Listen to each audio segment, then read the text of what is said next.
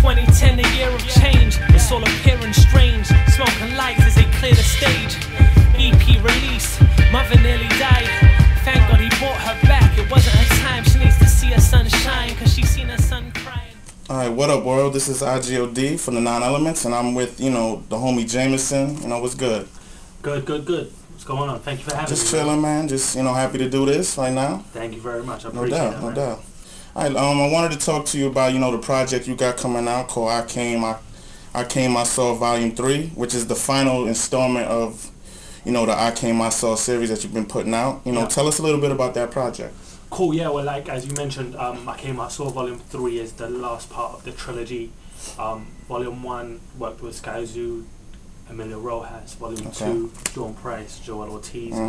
Volume 3, don't really have any features on it, but I think it's definitely a step up musically to the other volumes. So it's good, heartfelt music that I'm just looking forward to putting out and sharing with people. So that should be dropping March. Any reason why you decided to keep the guest appearances to a minimum? I think just because it's I think it's time now for people to really hear Jamieson. Okay. Through and through. I think this is it's an EP that kind of demonstrates me as an all-round artist, as a storyteller, as a bragger. So it's I think I needed to really hold my own on this one. Okay. To get people ready for the release, you've been releasing a series of videos to kind of have people get to know you a little better. One of the things that people may have not known about you is that, you've actually, you have a background in the music industry. You were an assistant for Steve Rifkin, and now you're working for Universal. I just wanted to know, as an artist, being that you know the industry from the behind the scenes aspect, what kind of insight does that give you as an artist? Oh man, it gives me a tremendous amount of insight. Just because before I was in the music industry, I used to think that an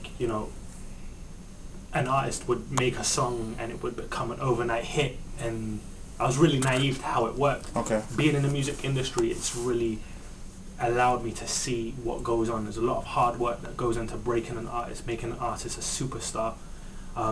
There's a lot of politics involved as well that a lot of people don't know about, and it gives me great insight to see how it works as an artist, as being an artist. I do think it has a drawback to it, working in the music industry and being a recording artist, in terms of the fact that sometimes I feel like I get pigeonholed as just working in the music industry as opposed to being a full-time artist. So, but definitely I've been able to learn a lot, man, and meet people, and connections is everything in this industry. So definitely I got one for All right. For those who may not be able to tell by the accent, you're from London, England. Kilburn to be more specific. Londres, yes, London. All right. You recently released a video that you actually did a freestyle, a London freestyle. How often do you go back to your hometown? And when you go back, how do you still feel are you still comfortable there? Yeah, I go back to London. It's been every 2 years, man. I've been being an immigrant, and it's I've had a lot of visa issues and stuff, so I have to go back every 2 years. I go and see my family. Whenever I see my accent turning towards the American side of things, yeah, straight over. Stay there for 2 weeks, re-up, get it thick again. That's what it is. And then I come back. So yeah, it's generally twice a year. Depending on what's going on there. Sometimes I might have a show out there, so it really depends. All right. Let's talk about where you live now. You live in the Bronx right now. Yes. What things about the South Bronx specifically is where you live, Patterson Projects? What was it about the Bronx? What things did you have to get used to living in the Bronx that you probably didn't have to deal with back in London? It's crazy because growing up in London, we always used to watch American films, and we was very heavily influenced by American hip hop and stuff. So we always used to hear about projects and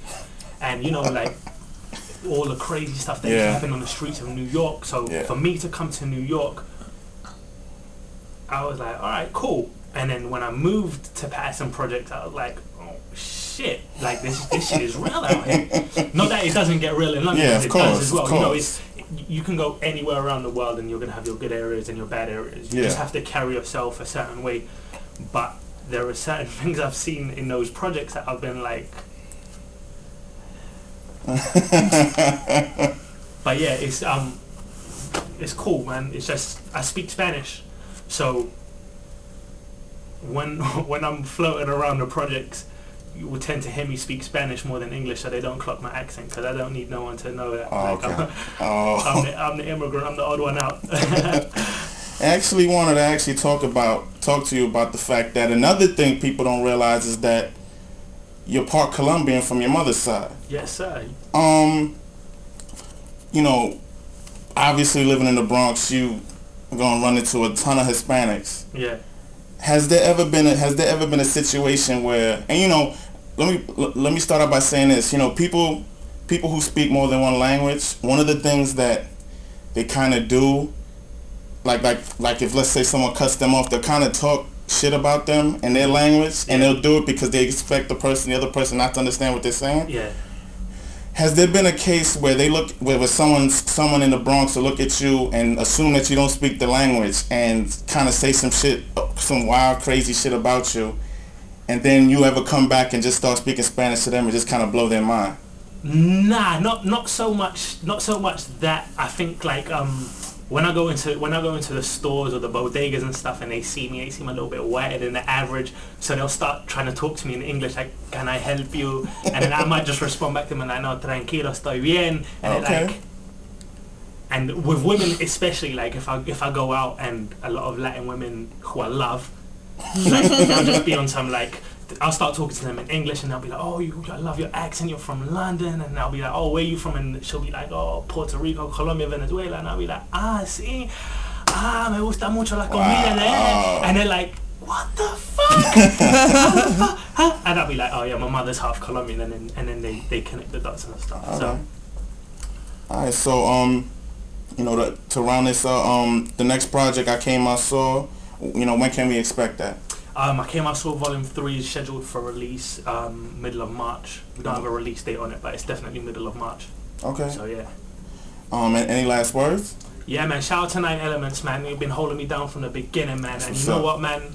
I fuck with you. You know why? Because you've done your research, man. That's what's up. A lot of the times, I'll bust out into Spanish in an interview. They'll be like, you speak Spanish? How? What? My man already knew my mum was half Colombian, fam. That's what it is. You know what I mean? So shout out to 9elements, man, for holding me down. I really appreciate the support. And, you know, man, best of luck. And let's just do this, man. Jamieson music, man. To rest now. The lack of sleep got me messed now. The clock is ticking, so I'm pressed now.